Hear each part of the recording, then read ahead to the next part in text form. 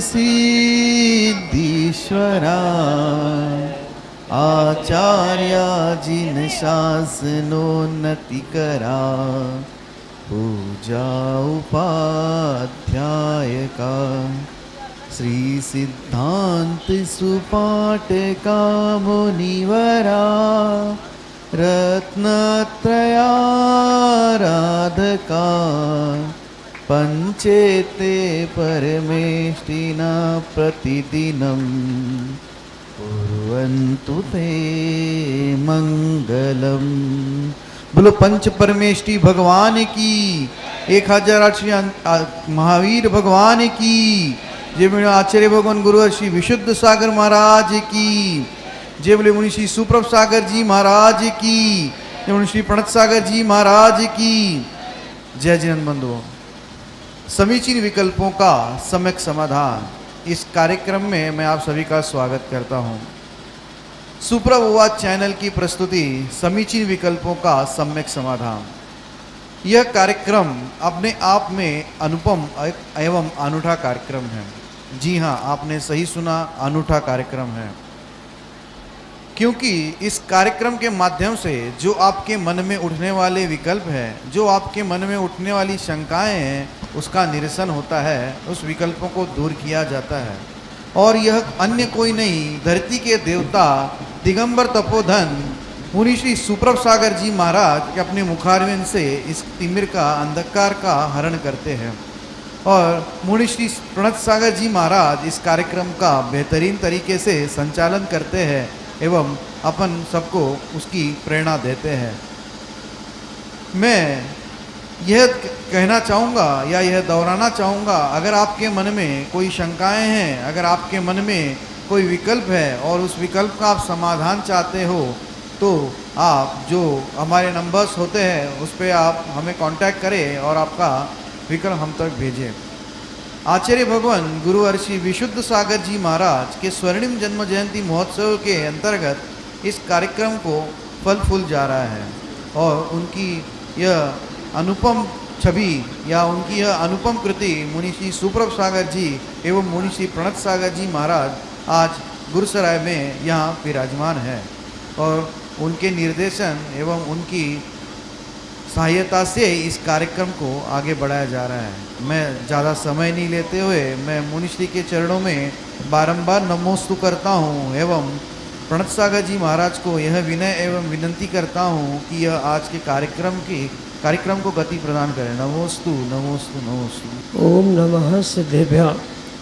पंच परमेष्टि भगवान की, परम पूज्य आचार्य भगवंत गुरुवर विशुद्ध सागर जी मुनि महाराज की, परम पूज्य मुनि श्री सुप्रभ सागर जी महाराज की,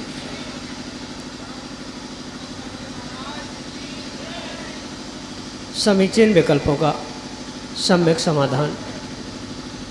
सम्यक ज्ञान की एक ऐसी अनूठी विधा जिसे परम पूज्य मुनि श्री सुप्रभ सागर जी महाराज ने सम्यक समाधान नाम दिया। विकल्प प्रश्न किसी का भी हो सकता है, कैसा भी हो सकता है, और उस प्रश्न का सम्यक समाधान हम सभी प्राप्त करते हैं परम पूज्य आचार्य भगवंत गुरुवर विशुद्ध सागर जी महाराज के मंगल सभा शिष्य, उन्हीं के सुयोग्य शिष्य परम पूज्य मुनि श्री सुप्रभ सागर जी महाराज के मुखारविंद से। परम पूज्य मुनि श्री सुप्रभ सागर जी महाराज, जिन्होंने लौकिकता के क्षेत्र में भले ही उनकी मातृभाषा मराठी रही, शैक्षणिक भाषा उनकी अंग्रेजी रही और उन्होंने लौकिकता की शिक्षा के क्षेत्र में सीए तक की शिक्षा प्राप्त की। लेकिन उस लौकिकता की शिक्षा के साथ साथ उन्होंने गुरु चरणों में बैठकर उन अनेक ग्रंथों का अध्ययन किया, मनन किया और उनका जो सार है वह सार हमें सम्यक समाधान के रूप में प्रदान कर रहे हैं। प्रश्न कैसा भी हो, चाहे सामाजिक हो, चाहे धार्मिक हो, चाहे आध्यात्मिक हो, चाहे प्रश्न सामान्य हो, लेकिन जो उनके समाधान की शैली है वह तर्क के साथ और विश्लेषणात्मक जो शैली है वह हमारे समाधान को हमारे हृदय तक छू जाने वाली है। ऐसा वह सम्यक समाधान का यह अनूठा कार्यक्रम, और इस सम्यक समाधान में देश के विभिन्न प्रांतों से अनेक समीचीन प्रश्न हमें यहाँ प्रतिदिन प्राप्त होते हैं, और परम पूज्य मुनि श्री सुप्रभ सागर जी महाराज उनका बड़े विश्लेषणात्मक तरीके से हम सबको सम्यक समाधान प्रदान करते हैं।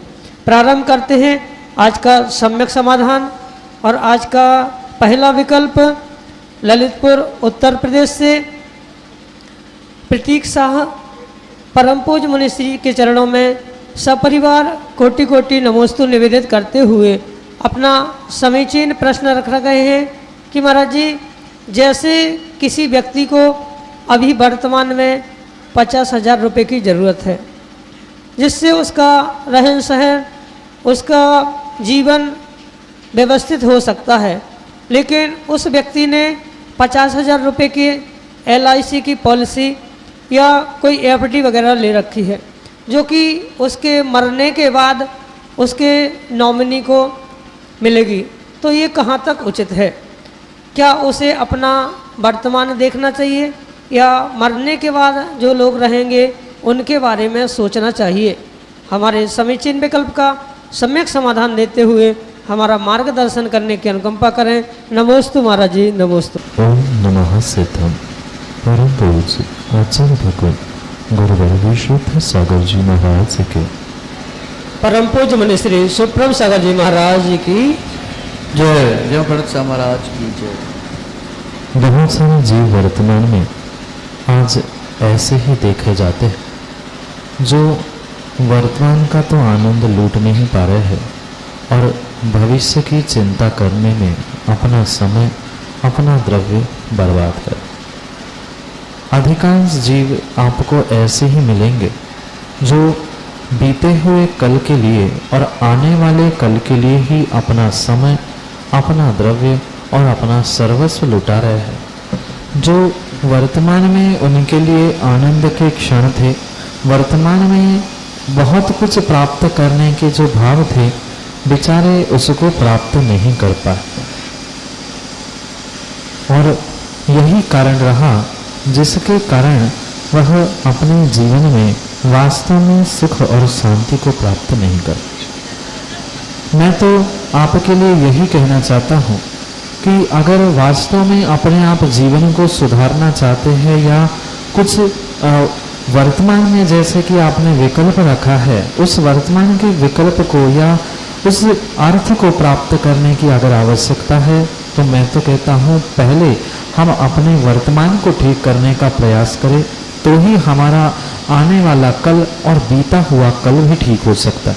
अन्यथा अगर मात्र हम बीते हुए कल और आने वाले कल को ठीक करने के पीछे वर्तमान में अगर मिले हुए साधनों का, पैसे, द्रव्य आदि किसी भी प्रकार के साधनों का हम उपयोग नहीं कर पा रहे, सदुपयोग नहीं कर पा रहे हैं, तो नियम से हम आने वाले कल में भी उसका सदुपयोग नहीं कर पाए। जब हमें वर्तमान में उस पैसे आदि की आवश्यकता है, तो आने वाले समय में जब मैं नहीं रहूँगा तो दूसरे का विचार करते हुए हमने अगर वर्तमान की भी सुख सुविधा और साधनों को छोड़ा है, तो हमारा वर्तमान भी गया, और वर्तमान को छोड़ा है आने वाले कल में उस समय को भी और आने वाले साधनों को भी छोड़ सकते हैं, या उसे क्या पता कि आने वाले कल के समय में वह साधन हमें मिले भी कि नहीं मिले। इसलिए मैं तो आपको सम्यक समाधान से यही कहना चाहता हूँ, जो तुम्हें वर्तमान में मिला है उसे वर्तमान में ही हमें प्राप्त करना होगा। ज़्यादा भविष्य का लोभ भी हमारे लिए योग्य नहीं है, पर इसका अर्थ ये भी नहीं है कि हम उद्दंड होके, स्वच्छंद होके यदवा तदवा अपने अर्थ का, द्रव्य का दुरुपयोग करें। दुरुपयोग भी नहीं करना हो, पर सदुपयोग करते हुए अधिक भविष्य के बारे में भी नहीं सोचना होगा। कुछ भविष्य के लिए, कुछ वर्तमान के लिए ऐसा विचार करते हुए आपने अगर अपने द्रव्य का, अर्थ का, संपत्ति का प्रयोग किया है, तो ही एक आप उत्तम श्रावक बन के अपने जीवन को कल को और आज को, बीते कल, आने वाले कल और वर्तमान के काल को या वर्तमान को भी हम ठीक कर सकते हैं।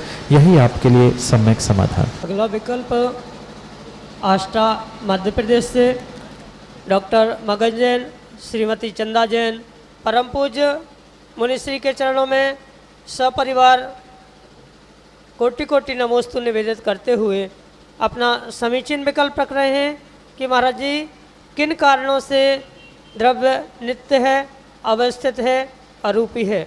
हमारे समीचीन विकल्प का सम्यक समाधान करने की अनुकंपा करें। नमोस्तु महाराज जी, नमोस्तु। आचार्य भगवंत उमा स्वामी महाराज सूत्र देते हुए कहते हैं, नित्यावस्थितान्य रूपाणी। जो द्रव्य है वह द्रव्य के स्वरूप की व्याख्या करते हुए तत्वात् सूत्र में वे कहते हैं कि द्रव्य नित्य है, अरूपी है और व्यवस्थित है।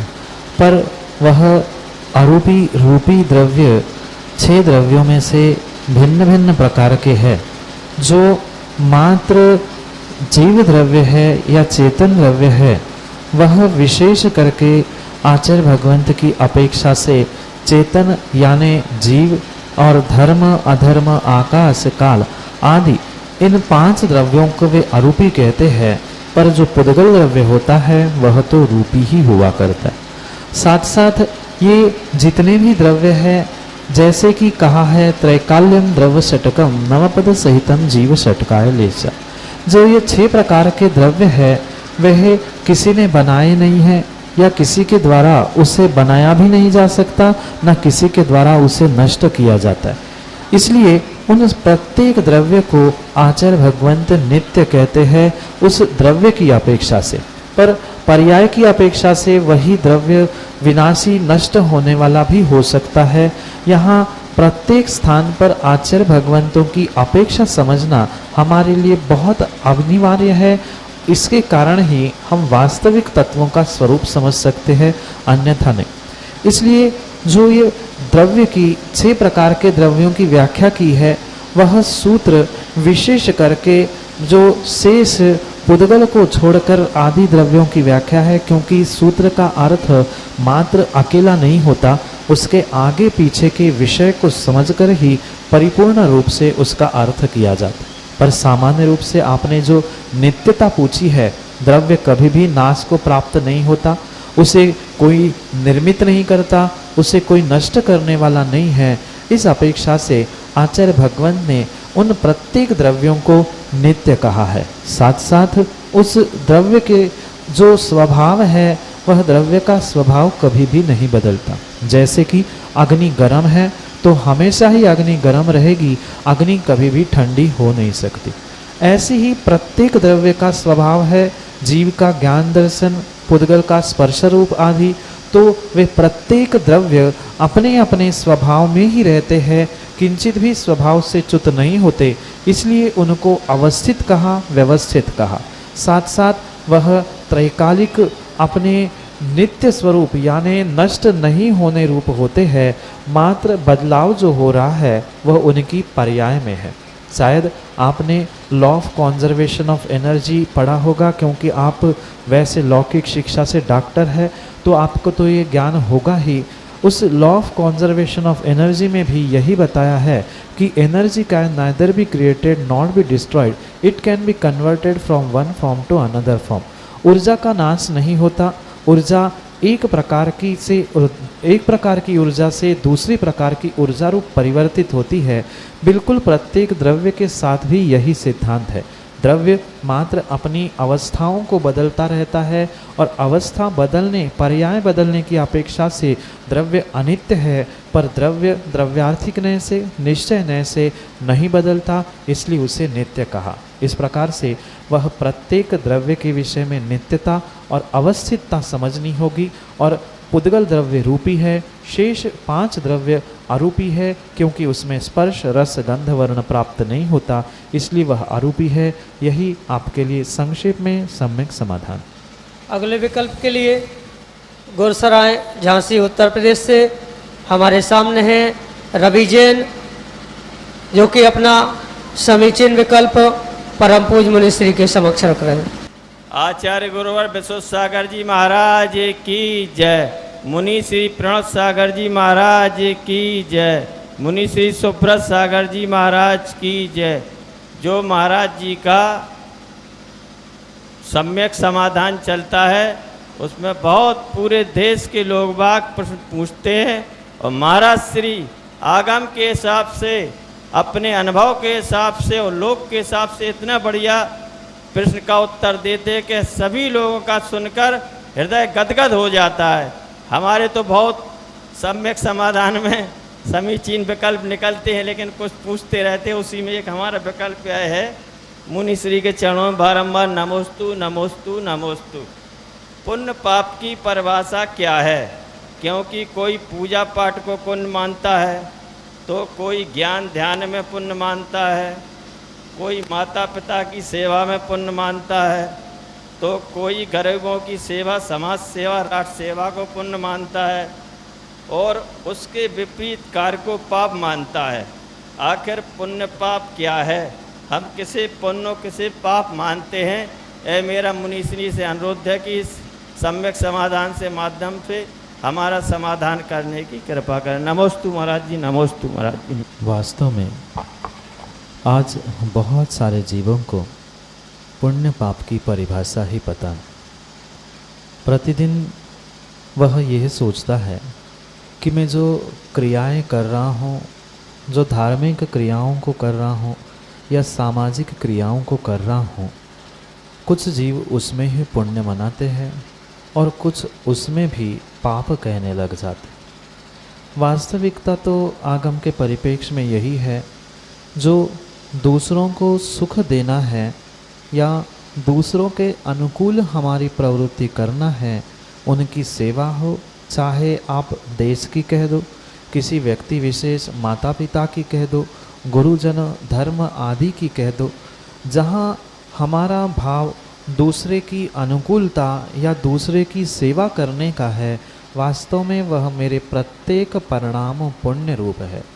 या जहाँ हम दूसरे के कार्य में या दूसरे के किसी अच्छे कार्य में विघ्न करने का प्रयास करते हैं, दूसरे की बुराई करने में या दूसरे की टांग आदि खींचने में अगर परिणाम करते हैं, तो वह हमारे विपरीत परिणाम दूसरे का काम बिगाड़ने के लिए, दूसरे को विघ्न करने के लिए या दूसरे को दुख देने के जो भी हमारे परिणाम हैं, वह सभी मेरे परिणाम पाप रूप कहे गए हैं। ऐसा हम सर्वथा शब्दों में या क्रियाओं में उस पुण्य पाप को नहीं बांध सकते। जैसे कि आपने विकल्प में बात रखी है कि कोई पूजा पाठ को, कोई भक्ति को, कोई स्वाध्याय को, कोई किसी को पुण्य कहता है, अपितु इतनी सीमित परिभाषा पुण्य की नहीं है, अपितु पुण्य एक बहुत बड़ा विशाल स्थान है, विशाल मंच है, जिसके द्वारा हम स्वयं का भी कल्याण करते हैं और दूसरे का भी कल्याण करते।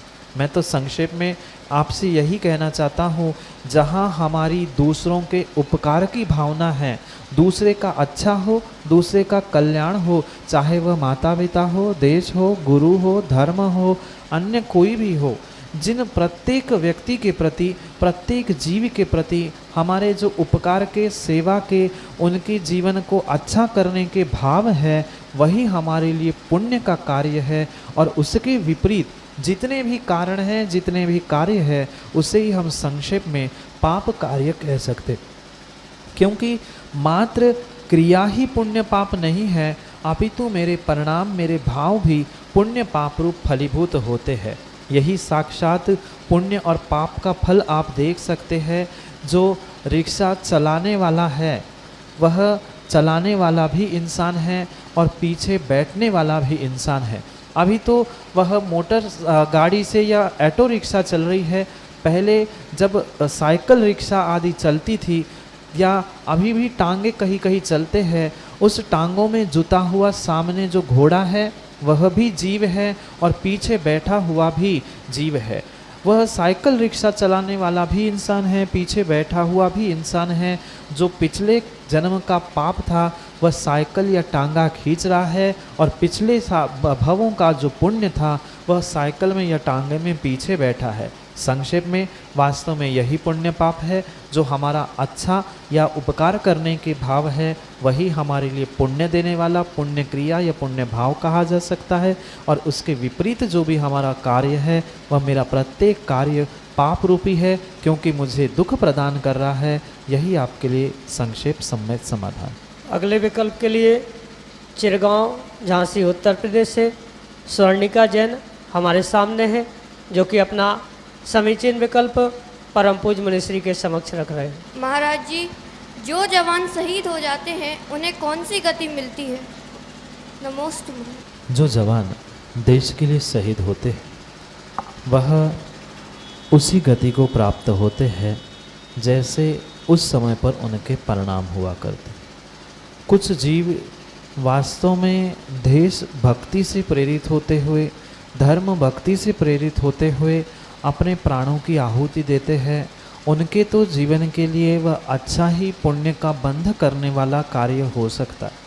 अगर वहाँ भी किंचित भी प्रदर्शन के, दिखावे के, या मुझे कोई विशेष चक्र मिल जाए, विशेष सम्मान मिल जाए, मेरा हर कोई नाम लेता रहे देश में, इस सम्मान के पीछे अगर किसी ने अपने प्राणों को न्यौछावर कर दिया है, अपने आप को शहीद बना लिया है कि मेरा भी नाम शहीदों के लिस्ट में आएगा, मेरे भी परिवार वालों को इतना सब कुछ मिल जाएगा, ऐसे भावों के साथ उसने अपने प्राणों का त्याग किया है, तो नियम से उनकी दुर्गति या पाप का ही आश्रय होगा।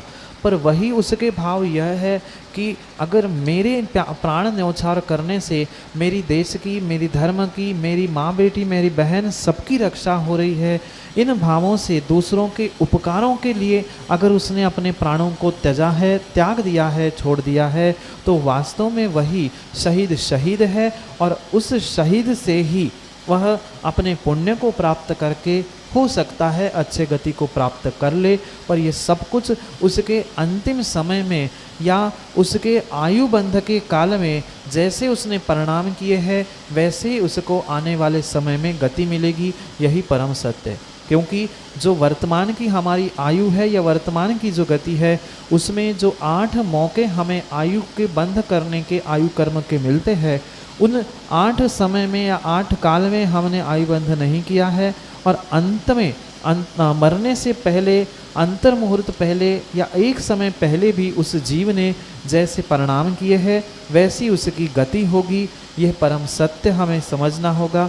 आयु बंध के समय में हमारी जैसी गति, जैसे परिणाम होंगे, वैसे ही हमारे लिए आने वाली गति बंध जाएगी।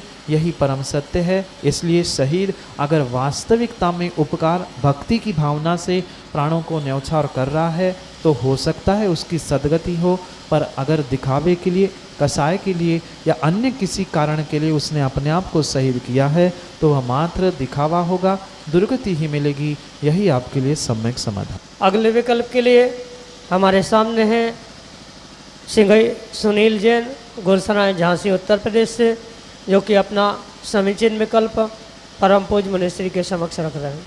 गुरुवर के चरणों में नमोस्तु नमोस्तु नमोस्तु गुरुवर। हे गुरुवर, यह एक चिंतनीय विषय है कि वर्तमान में अनाथाश्रम और वृद्धाश्रम की संख्या बढ़ती जा रही है। क्या कारण है? इसका अनुचित समाधान करने की कृपा करें। नमोस्तु भगवान, नमोस्तु नमोस्तु। वर्तमान में प्रत्येक व्यक्ति अपने अहंकार और कसाय के वशीभूत होते हुए अपने आप को बहुत छोटा बना रहा है। उसकी सोच इतनी संकुचित और इतनी छोटी हो चुकी है कि वह मात्र और मात्र वर्तमान की ही स्थिति को जानता है, पहचानता है और उसमें ही जीना जानता है। बहुत सारे जीव या लगभग सभी जीव यही सोचते हैं कि हम दो, हमारे दो, हम दो, हमारा एक, इतना ही सबने संकुचित परिवार करके रखा है। पहले बहुत बड़े बड़े परिवार थे, भले ही घर का स्थान, कमरे छोटे थे, पर परिवार बड़े बड़े एक साथ मिलके रहते थे। आज बहुत बड़े मकान, बहुत बड़े महल तो बन चुके हैं, पर जितने बड़े भवन हो चुके हैं उतनी बड़ी भावनाएं आज शेष नहीं बची। और यही कारण है व्यक्तियों की जितनी जितनी छोटी सोच होती जा रही है उतना ही उनका परिवार छोटा होता जा रहा है। और इसी कारण से ही वर्तमान में वृद्धाश्रम, अनाथाश्रम आदियों की संख्या बढ़ रही है। पर वह जीव भूल रहे हैं कि आज वह जो कुछ भी इस संसार में या चकाचौंध को देख रहे हैं, उसके पीछे अगर निमित्त भूत किसी का आधार, निमित्त भूत कोई सहयोगी बना था तो वे माता पिता भाई बांधव ही थे। जब हमारा समय बुरा था, खराब था, उस समय पर वास्तव में अगर किसी ने सहयोग किया था तो वह हमारे भाई बंधु, माता पिता और समाज के ही लोग थे। पर मात्र और मात्र स्वयं के अहंकार के पीछे आज मैंने बहुत कुछ कर लिया है और उस अहम के पीछे, अहंकार के पीछे ही हमने अपने आप को, अपने परिवार को, अपने घर को बहुत छोटा और संकुचित करके रखा है। इन सबके पीछे मात्र और मात्र एक ही कारण है, व्यक्ति की निजी छोटी सोच है। जिसने अपनी सोच को छोटा किया है उसका जीवन भी छोटा हुआ है और इसी कारण से वृद्धाश्रम, अनाथाश्रम आदि की संख्या बढ़ रही है। जहाँ हमें अपने विषय वासनाओं से या कषायों से मर्यादित होना था, वही हमने घर परिवार की संख्याओं को मर्यादित किया। जहाँ देश या सब लोग कहते हैं हम दो हमारा एक, वहाँ पर ये बात भी समझने योग्य है, वहाँ हम पाप करने की मना करें, जन्म देने की, बच्चों की या उनको सीमित करने की कोई आवश्यकता नहीं है। अगर हम उतनी बार पाप कर रहे हैं तो उतनी बार उन संतान का गला घोटकर या जन्म लेकर उसको अनाथाश्रम में छोड़ना ये किंचित भी योग्य नहीं है। इन सभी प्रसंगों के पीछे हमें तो यही समझ में आता है कि जीवों का अहंकार और जीवन की बढ़ती हुई विषय कषाय की परिणति से ही जीव छोटा और घर छोटे हो रहे हैं। फिर अब जब घर में संख्या जीवों की छोटी हो चुकी है, वह अपने माता पिता को वृद्धाश्रम में और जो संतान जिसको वो नहीं चाहता है उनको अनाथाश्रम में जाकर छोड़ के आता है। और इन वास्तव में उस जीवों ने समझा नहीं है कि कितनी अहमियत इन संबंधों की हमारे जीवन में हुआ करती है। अगर वह उन संबंधों का, माता पिता के उपकारों का अगर वास्तव में बोध कर लेगा तो वह कभी भी वृद्धाश्रम में अपने माता पिता को नहीं छोड़ सकता। वही व्यक्ति माता पिता को वृद्धाश्रम में छोड़ता है जो भूल चुका है कि मैं भी आने वाले समय में वृद्ध होने वाला हूँ। अगर मैंने अपने माता पिता को वृद्धाश्रम में छोड़ा है तो मेरी भी संतान आने वाले समय में मुझे भी वृद्धाश्रम में छोड़ेगी। ये जिसको भान नहीं है वही वास्तव में अपने माता पिता को वृद्धाश्रम खोलकर वहाँ पर छोड़ के आता है।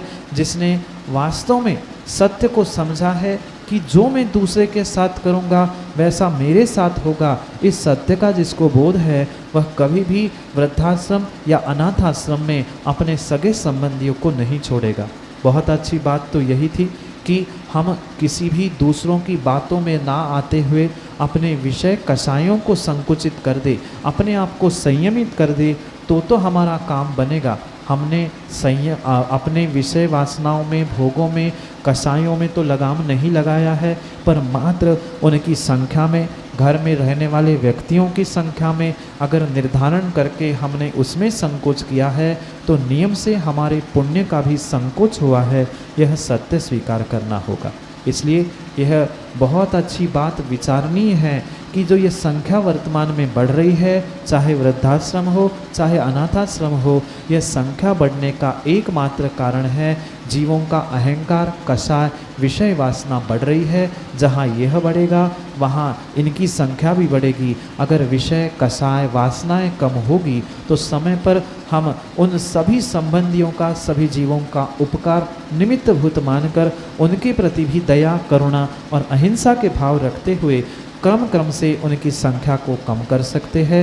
यह निर्णय हमें करना है कि मैं जैसा आज अपने माता पिता, सगे संबंधी के साथ कर रहा हूँ, आने वाले समय में मेरे साथ भी वैसा हो सकता है, क्योंकि सुख देत सुख होत है, दुख देत दुख होत है। सुख देने से सुख मिलेगा और दुख देने से दुख मिलेगा। इस सिद्धांत को ना समझने के कारण बेचारे भ्रमित है और उसी के कारण वृद्धाश्रम और अनाथाश्रम की संख्या बढ़ रही है। यही आपके लिए सम्यक समाधान से कारण है। हम आप सभी देख रहे थे समीचीन विकल्पों का सम्यक समाधान। यूट्यूब चैनल सुप्रभुवाच की प्रस्तुति सम्यक समाधान। यह कार्यक्रम प्रतिदिन 5:13 पे यूट्यूब चैनल पे प्रसारित होता है। इसका पुनः प्रसारण फेसबुक के माध्यम से भी होता है। अगर आप फेसबुक के उपभोक्ता हैं तो आप फेसबुक पे सुप्रभ उवाच या श्रमण सुप्रभ सागर जी महाराज के नाम से पेज है, उस पेज पे इसका पुनः प्रसारण होता है और आप उस पुनः प्रसारण से भी लाभ ले सकते हैं।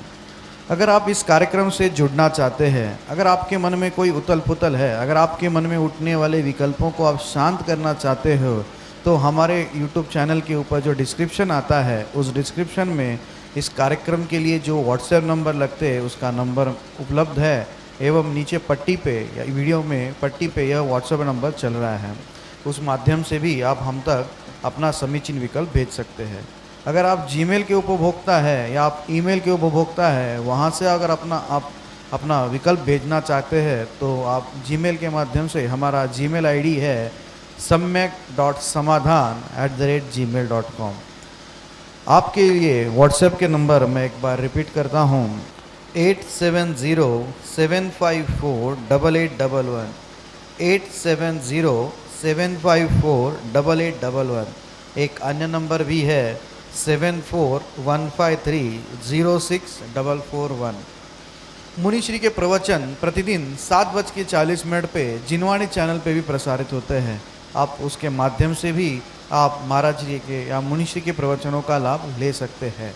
ज़्यादा समय नहीं लेते हुए मैं मुनिद्वय के चरणों में बारंबार नमोस्तु करता हूँ एवं आज के कार्यक्रम को यही विराम देता हूँ। नमोस्तु नमोस्तु नमोस्तु।